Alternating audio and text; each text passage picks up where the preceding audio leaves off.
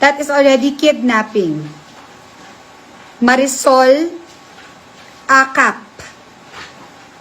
Bring my children now. Dahil huling-huli na kayo ng Team Baliwa group mo sa GC with my Cladinians. Slandering my name, destroying me, and using my children, extorting money from my fans, from KNL. Rosie, I am so not mad at you. I am so disappointed with you.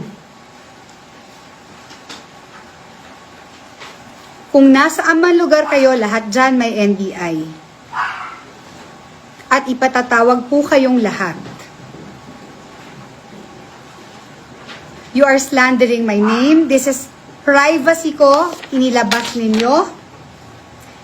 And you say you are loyal. Why?